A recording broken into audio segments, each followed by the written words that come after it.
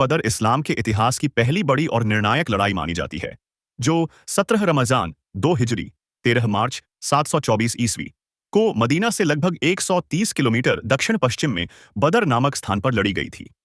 यह मुसलमानों और मक्का के कुरैश कबीले के बीच हुई थी। इसे यौम उल फुरकान, सच्चाई और झूठ के बीच फैसले का दिन भी कहा जाता है। आइए इसकी पूरी कहानी विस्तार से जानते हैं। जंग बदर से पहले मक्का में मुसलमानों पर कुरैश ने भारी जुल्म ढाए थे। पैगंबर मोहम्मद साहब और उनके अनुयायियों को मक्का से मदीना हिजरत करना पड़ा। मदीना में इस्लाम की नींव मजबूत होने लगी, जिससे कुरैश को खतरा महसूस हुआ। कुरैश का व्यापार सीरिया के रास्ते होता था, जो मदीना के करीब से गुजरता था।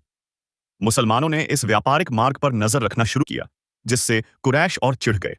इसी दौरान कुरैश का एक बड़ा व्यापारिक कारवां, जिसकी अगुवाई अबू सुफियान कर रहे थे, सीरिया से मक्का लौट रहा था।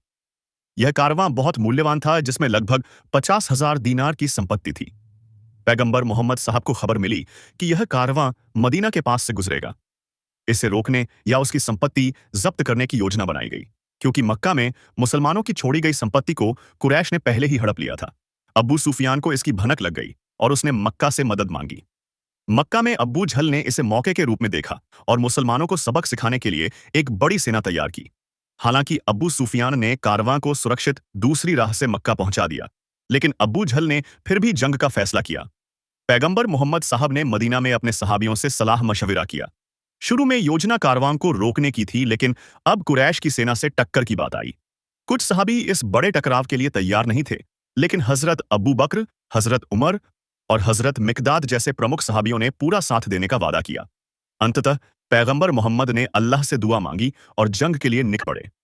मुसलमानों की सेना कुल 313 लोग थे, जिनमें 2 घोड़े और 70 ऊंट थे।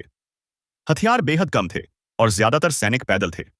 कुरैश की सेना लगभग 1000 सैनिक थे, जिनके पास 100 घोड़े थे, 600 जिरहें, बख्तरबंद कवच और ढेर सारे हथियार थे।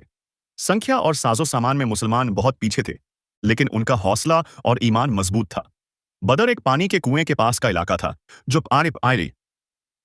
जो रणनीतिक रूप से महत्वपूर्ण था। पैगंबर मोहम्मद साहब ने पहले ही पानी के कुएं पर कब्जा कर लिया और कुरैश को पानी से वंचित कर दिया। 17 रमजान को सुबह दोनों सेनाएं आमने सामने हुईं। उस समय की परंपरा के अनुसार जंग की शुरुआत 3-3 योद्धाओं के बीच मुकाबले से हुई। कुरैश की ओर से उतबाह बिन रबिया, उसका बेटा वलीद और भाई शैबा मैदान में आए। मुसलमानों की ओर से हजरत हमजा, हजरत अली और हजरत उबैदा बिन हारिस ने चुनौती स्वीकारी। मुसलमानों ने तीनों कुरैशियों को मार गिराया, जिससे कुरैश का मनोबल टूटा। इसके बाद पूरी जंग शुरू हो गई। मुसलमानों ने एकजुट होकर और रणनीति के साथ लड़ाई लड़ी। पैगंबर साफ खुद मैदान में थे और लगातार अल्लाह से दुआ करते रहे। कुरान में इस जंग का जिक्र सूरह अल अनफाल में मिलता है, जहां कहा गया कि अल्लाह ने फरिश्तों की मदद भेजी थी। मुसलमानों का कहना है कि इस दिन चमत्कार हुए, जैसे कम संख्या होने के बावजूद उनकी जीत और दुश्मन का भयभीत होना। कुरैश की हार लगभग 70 कुरैशी मारे गए, जिनमें अब्बू झल जैसे बड़े सरदार शामिल थे। 70 को बंदी बनाया गया। मुसलमानों का नुकसान, 14 शहीद हुए। कुरैश की सेना भाग खड़ी हुई और उनका गर्व चूर चूर हो गया। बंदियों के साथ मुसलमानों ने अच्छा व्यवहार किया।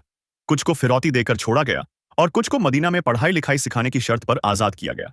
यह जीत मुसलमानों के लिए हौसले का सबब बनी और इस्लाम का प्रभाव अरब में फैलने लगा। मक्का के कुरैश का दबदबा कम हुआ और उनकी बाद की लड़ाइयों जैसे उहद का आधार भी यहीं से पड़ा।